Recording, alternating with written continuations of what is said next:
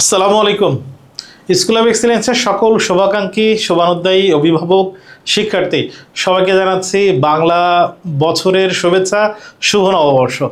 আমরা আজকে শুভ নববর্ষ রিলেটেড, এই নববর্ষ রিলেটেড, বৈশাখ রিলেটেড, বৈশাখের সাথে সংযুক্ত সম্পর্কিত কিছু শব্দ, এই শব্দগুলোর ব্যুৎপত্তি এবং ব্যাকরণিক বিশ্লেষণ জানব। মানে এই শব্দগুলোর সাথে ব্যাকরণের সম্পর্ক কী রকম সেগুলো জানার চেষ্টা করব, যেগুলা আমরা জিনিসটা সম্পর্কে জানাও হবে, আবার আমাদের প্রস্তুতিও সম্পন্ন হবে, বাংলা ব্যাকরণও জানা হবে। আমরা এই শব্দগুলো মূলত জানবো যে শুভ নববর্ষ এই শব্দটা আসলে ব্যাকরণে কিভাবে ভাঙা যায়, শুধু নববর্ষ শব্দটাকে ব্যাকরণে কিভাবে বিশ্লেষণ করা যায়, এটা কি আসলে একলা বৈশাখ নাকি পয়লা বৈশাখ, আসলে কি একলা এটা শুদ্ধ, এটা জানবো। বৈশাখকে বৈশাখ বলে, অনেক কবিতাও আছে, কবিতার ভাষায় কাব্যিক রূপে বৈশাখ বলে। এটার ব্যাকরণিক বিশ্লেষণ কি সেটা জানবো। হালখাতা কোন ভাষার শব্দ, হালখাতায় কি হয় সেটা জানার চেষ্টা করব। পহেলা বৈশাখকে আসলে ব্যাকরণে কিভাবে ভাঙা যায় আমরা সেটা দেখব। আমরা প্রথমে যাই শুভ নববর্ষ। শুভ নববর্ষ শব্দটাকে যদি ব্যাকরণিক বিশ্লেষণ করি তাহলে আমরা বলতে পারি যে এই শুভ কোন পদ। আমি যদি প্রশ্ন করি এই শুভ শব্দটি কোন পদ, যখন কোন পদ নিয়ে প্রশ্ন করে ক্রিয়ার সাথে বিশেষ্য বিশেষণের ঝামেলা হয় না, সর্বনামের সাথে বিশেষ্য বিশেষণের ঝামেলা হয় না। পদ বা ব্যাকরণিক শ্রেণীর ক্ষেত্রে পদের যে ঝামেলা, সে ঝামেলাটা মূলত বিশেষ্য আর বিশেষণের। ঝামেলাটা মূলত বিশেষ্য আর বিশেষণ। তার মানে এই শুভ শব্দটি এখানে বিশেষ্য নাকি বিশেষণ সেটা আমরা বের করব। শুভ শব্দটি বিশেষ্য নাকি বিশেষণ এটা বের করার জন্যে আমাকে প্রশ্ন করতে হবে একটা। কি প্রশ্ন করব, কাকে করব? নববর্ষ মানে নতুন বছর। এখন শুভ নববর্ষ যখন আমরা বলি তাহলে আমরা এই নববর্ষকে প্রশ্ন করলাম কেমন নববর্ষ, মানে এই নববর্ষকে কেমন দিয়ে প্রশ্ন করলে, কেমন নববর্ষটা কেমন আমি যখন বলছি তখন উত্তর কি হইতেছে, শুভ। তার মানে আমরা দেখতে পাচ্ছি এই শুভ শব্দটা নববর্ষ শব্দটাকে বিশেষিত করেছে, এই নববর্ষ সম্পর্কে কিছু একটা বলেছে এই শুভ শব্দটা। যখন কোনো শব্দকে কেমন দিয়ে প্রশ্ন করে উত্তর পাবো, সেই উত্তরটা নববর্ষ কেমন, শুভ, এই উত্তরটা সবসময় বিশেষণ হবে। উত্তরটা কেমন হবে, বিশেষণ। উত্তরটা হবে বিশেষণ। তাহলে শুভ নববর্ষ এই শব্দের শুভ বিশেষণ আমরা একটা ব্যাকরণের ব্যাখ্যা বা বিশ্লেষণ জানলাম। আমরা পরে দেখি শুধু নববর্ষ এই শব্দটাকেও ব্যাকরণে বিশ্লেষণ করা যায়। শুধু নববর্ষ এই শব্দটাকে আমরা সন্ধি দিয়ে ভাঙতে পারবো না। নববর্ষ এটাকে সন্ধি দিয়ে ভাঙতে পারবো না, এটার কারক হয় না, এটার উপসর্গ, এর পূর্বে উপসর্গ নব, তো উপসর্গ হইতে পারে না, আমরা উপসর্গ দিয়েও ভাঙতে পারছি না।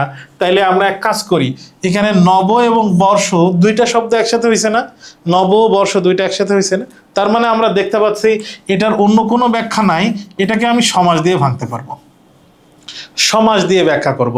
তাহলে সমাস দিয়ে এটাকে ব্যাখ্যা করা মানে হচ্ছে এটা সমাস সাধিত শব্দ। তাহলে সমাস সাধিত শব্দ যেহেতু নববর্ষ, তাহলে এটার একটা ব্যাস বাক্য আছে।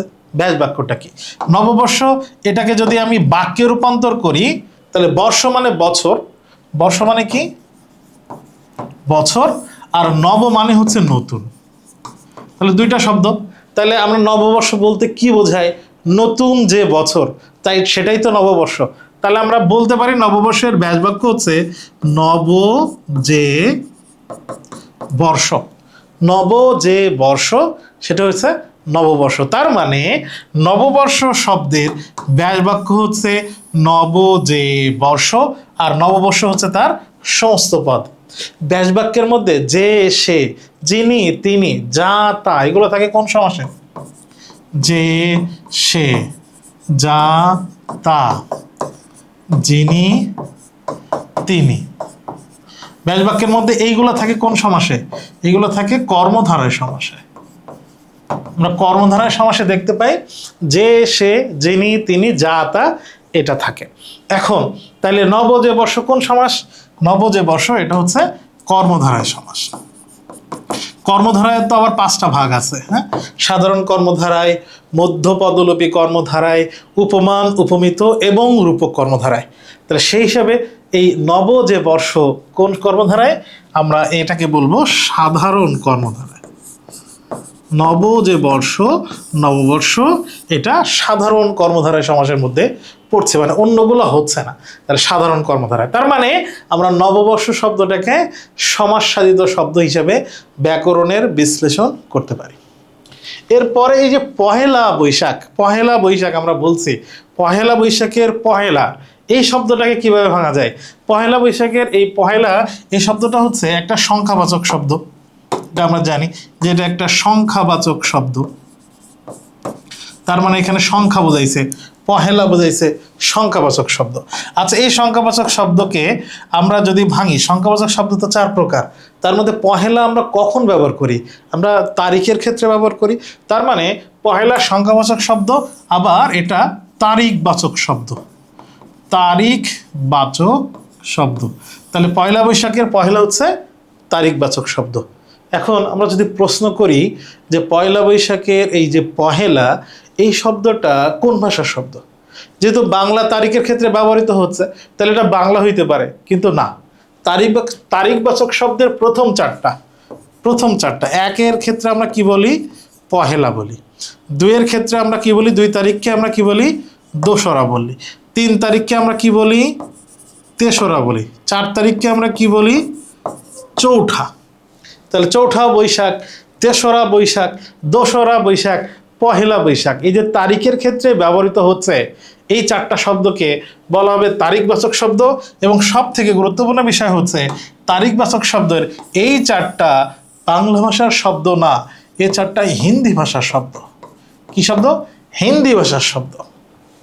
তাহলে পহেলা একটা সংখ্যাবাচক শব্দ, সংখ্যাবাচক শব্দের মধ্যে এটা তারিখবাচক শব্দ, এবং পহেলা, দোসরা, তেসরা, চৌঠা এই 4টা হচ্ছে হিন্দি ভাষার শব্দ, হিন্দি ভাষা থেকে এসেছে।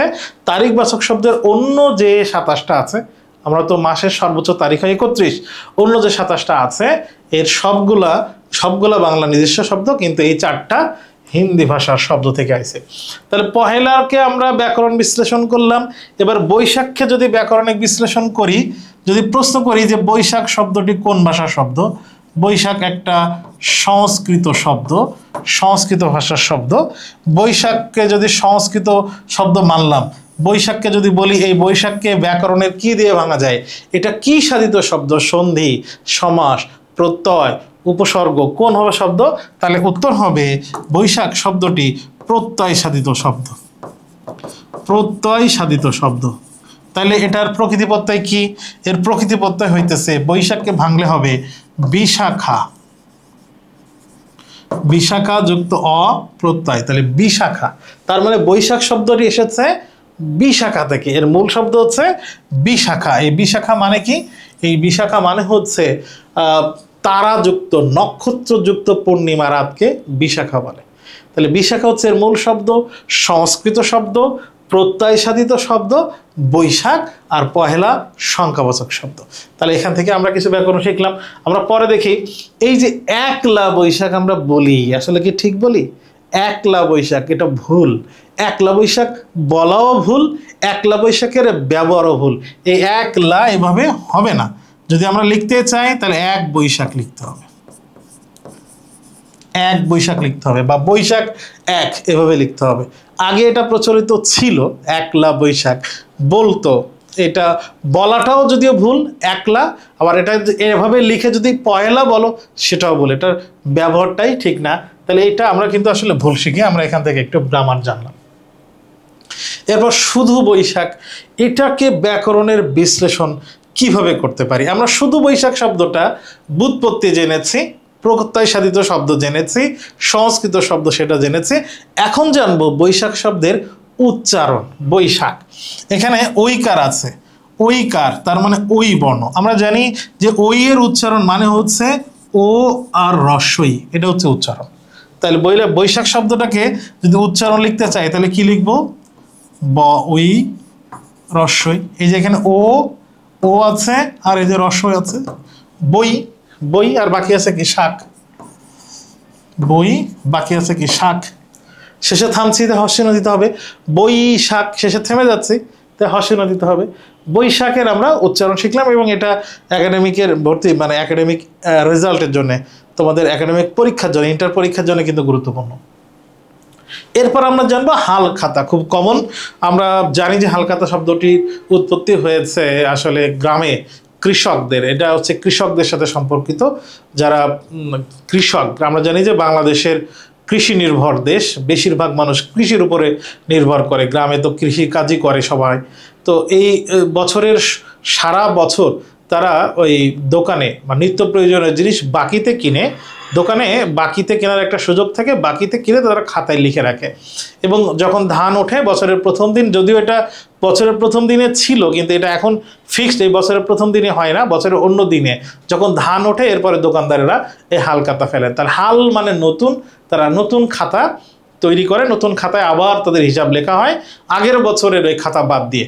এই যে নতুন খাতা পুরাতন বাকি সব পরিশোধ করে এবং তাদেরকে মিষ্টি মুখ করানো হয়, একটা অনুষ্ঠানের মতো হয় গ্রামে। এটা খুবই একটা মানে উৎসবের আমেজ বিরাজ করে। এবং আমাদের ছোটবেলায় আমরা যখন হালখাতা আসে, মিষ্টি আসবে, এটা আমাদের কাছে একটা আনন্দের ছিল, এখনো কিছুটা এরকম আছে। তাহলে হাল শব্দটির অর্থ হচ্ছে নতুন, হাল শব্দের অর্থ হচ্ছে নতুন। আর খাতা তো আমরা বুঝি, খাতা মানে হচ্ছে খাতা। এখন হালখাতার এই হালখাতার এই হাল শব্দটি হচ্ছে, হাল শব্দটি হচ্ছে আরবি ভাষার শব্দ, আরবি ভাষার শব্দ। আর খাতা শব্দটি হচ্ছে ফার্সি ভাষার শব্দ। তাহলে হালখাতার হাল হচ্ছে আরবি ভাষার শব্দ আর খাতা হচ্ছে ফার্সি ভাষার শব্দ। তাহলে হালখাতা শব্দের ব্যুৎপত্তি বা কিভাবে হয়েছে, কোন ভাষার শব্দ, সেটা একটু আমরা জানলাম। আমরা কখনো কখনো কোনো কবিতা, একটা কবিতার নামও আছে, এসএসসি পরীক্ষায় আছে, বোশেক, বোশেক একটা কবিতা নামও আছে। তাহলে এই যে বৈশাখকে কবিরা কাব্যিক শব্দ প্রয়োগে বৈশাখকে বোশেক বলছে, এটা আসলে কিভাবে ব্যাকরণে বিশ্লেষণ করা যায়? আমরা কি দেখতে পাইতেছি, আমরা বৈশাখকে যখন বোশেক বলবো তখন আমরা আসলে দৃশ্যত কোনো পরিবর্তন দেখছি না, তার মানে বর্ণের কোনো পরিবর্তন হচ্ছে না। আমরা যেটা পরিবর্তন বুঝতে পারি কানে বা আওয়াজে। বৈশাখকে বোশেক বললে আমরা আওয়াজে একটা পরিবর্তন পাচ্ছি, তাহলে এখানে আওয়াজে পরিবর্তন হচ্ছে।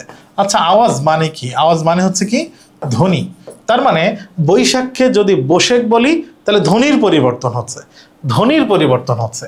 তাহলে এইটা আমরা ভাঙতে পারি ধ্বনি পরিবর্তন হিসাবে, ধ্বনি পরিবর্তন হিসাবে ভাঙতে পারি। বৈশাখকে বোশেক বললে ধ্বনি পরিবর্তন দেখতে পাচ্ছি। তাহলে কোন ধ্বনি পরিবর্তন হয়েছে সেটা একটু আমরা দেখার চেষ্টা করি। দেখো, বৈশাখ এবং বোশেকে যে পরিবর্তন হচ্ছে আমরা দেখতে পাচ্ছি, এখানে ব আছে, এখানে ব, তাহলে বয়ের কোনো পরিবর্তন নেই। তালবস্যা পরিবর্তন নেই, এখানে খ, এখানেও খ।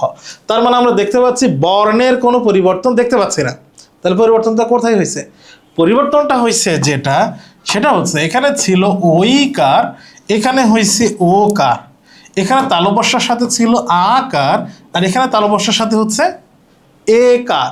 তার মানে আমরা কারের পরিবর্তন দেখছি, কার, স্বরবর্ণের সংক্ষিপ্ত রূপ যেটাকে আমরা কার বলি, কার পরিবর্তন দেখতে পাচ্ছি। আচ্ছা, কার মানে কোত্থেকে আইছে? স্বরধ্বনি থেকে আইছে, স্বরধ্বনি থেকে আসছে।